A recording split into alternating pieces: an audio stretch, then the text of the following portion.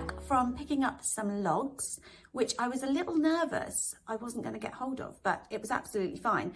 There's rumours circulating that there's no logs because everyone's panic buying them, but these guys seemed okay, so that was all good. Got some logs, got some kindling, got some of the magic little things that mean I can actually light a fire. Got myself a nice hot cup of coffee. So I'm going to go and unload the logs into our log store. And whilst I'm out there, I thought I would just give you a little glimpse at what's going on in my October cottage garden. So it's not a huge garden, and I'm a bit of a sketchy gardener, to be honest. I kind of have bursts of enthusiasm and then just neglect everything. But there is still some pretty things happening, and you know, it is what it is, and I figured it would still be fun to share, and so you can have a little nose around in my garden. I also kind of want to take stock because there are some bits and pieces I'd like to add in, some mums, some cyclamens, just some little autumn bits of colour, and I kind of want to work out what I want to pick up at the garden centre. So I'm going to see which pots have been vacated from summer things and little areas that might need a little bit more filling out. This in theory is actually a pretty good autumnal bed, but so I've got a dahlia here and a chrysanthemum here that's being buried. I think I'm going to pull her out and put her in a pot because she's not really right for this bed anyway. And then these amazing chrysanthemums, which I grew from Sarah Raven.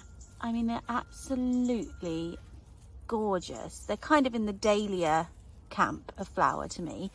Anyway, it's completely covered in buds. Nice stinging nettles. I have neglected the garden. It's completely covered in buds. Absolutely covered in them. So in a couple of weeks, it's going to be just incredible. But they are so flat down on the ground. Another flower there. A couple of flowers. So that, yeah, they're so flat down on the ground that they just look a bit peculiar. So I think what I need to do after this season is chop them right back, and then before the growing season next summer I need to put in some serious supports. I love these Irish Eyes Rudbeckia.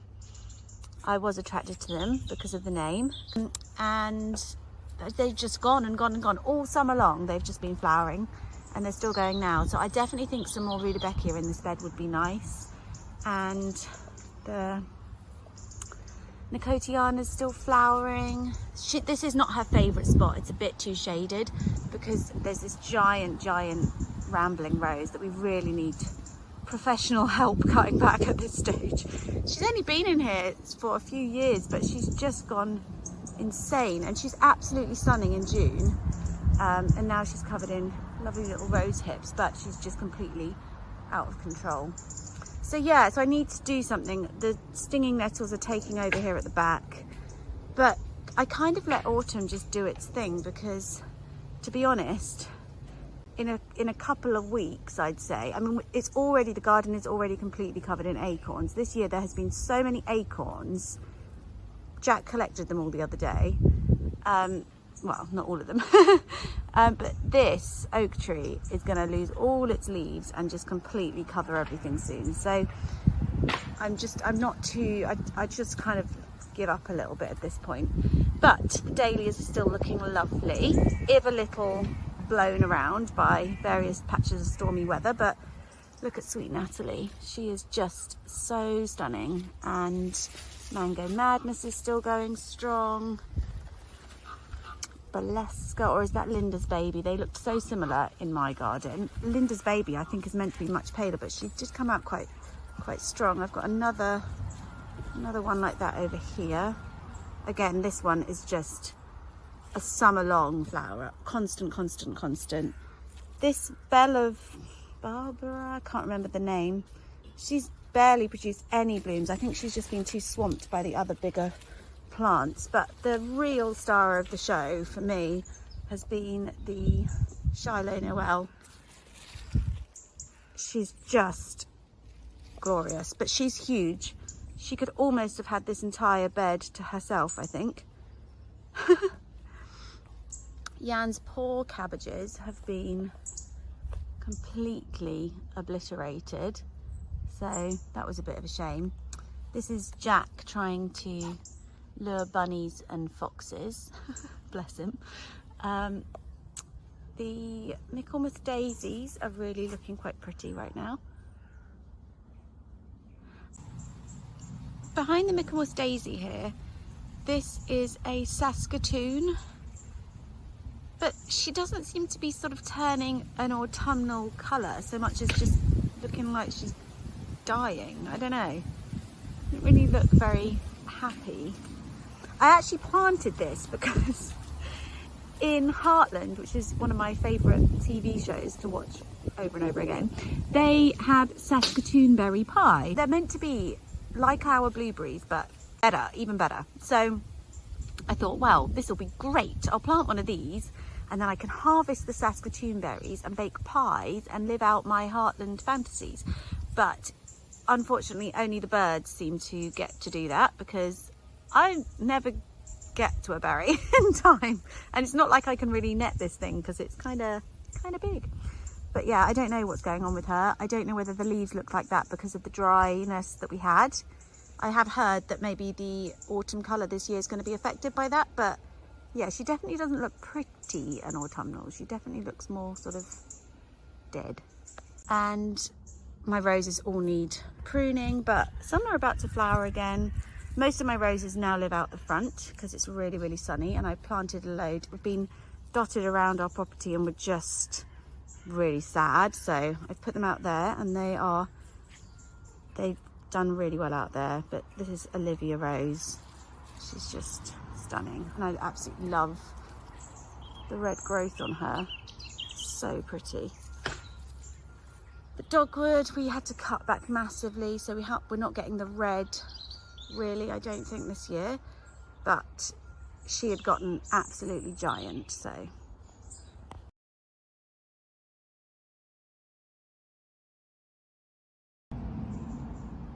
there are actually 3 hydrangeas planted here, far too close together.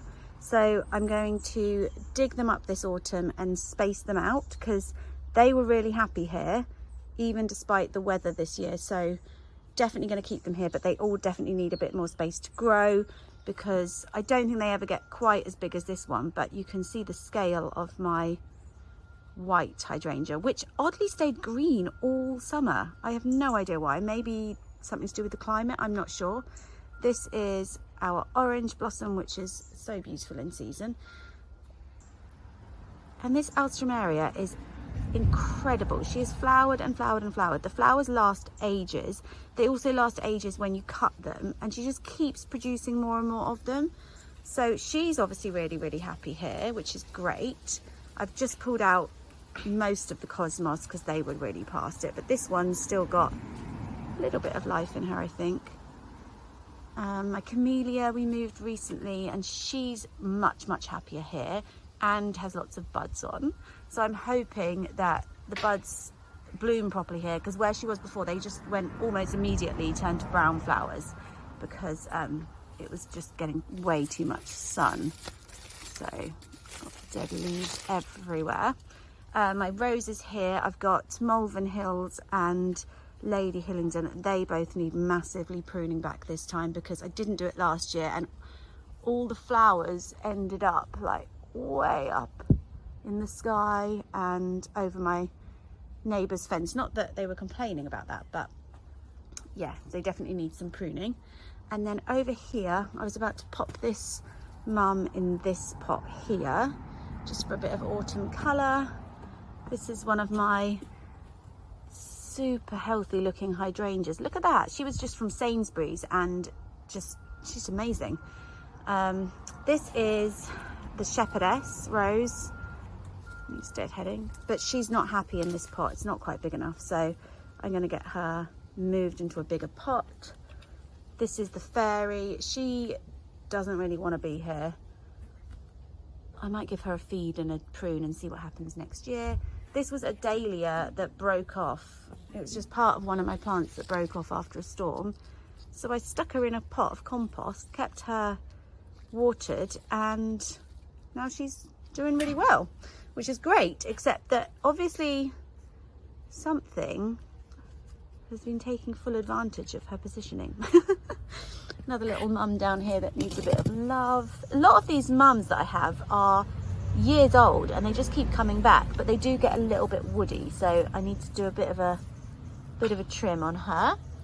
And I'm about to restock this with a lot of logs that I picked up. This is a clematis or clematis, I never know the right way to say it, called Winter Beauty. And despite the label still being attached, I've actually had this years, but she doesn't want to be in this pot at all. She wants to be in the ground. So I really need to move her. But she's gone all the way up here, but then the flowers have just not been great. She's just not particularly happy here. So I'm going to move her because the new growth on her looks really, really healthy.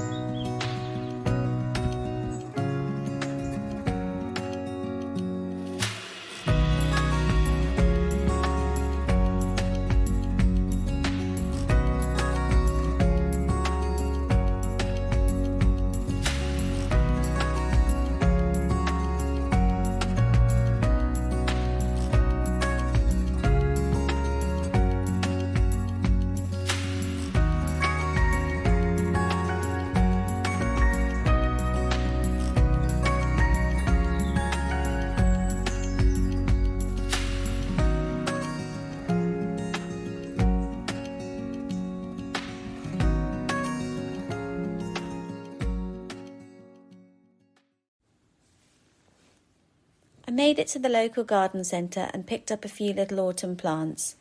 I found some heucheras, some pretty heathers and some sweet little ivies and cyclamen.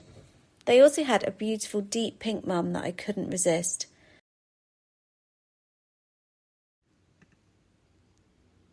I came home with these stocks just because I fell in love with the colours of them. I love this tea rose pink. It's just such a beautiful soft shade. And then this blush kind of, well, it's not really blush, it's like a very, very, very gentle vanilla peach, which I just thought was really, really gorgeous. Our Japanese anemone got hidden when the greenhouse went in, and although she's back there flowering away, I can't get her out, and so I've replaced her today.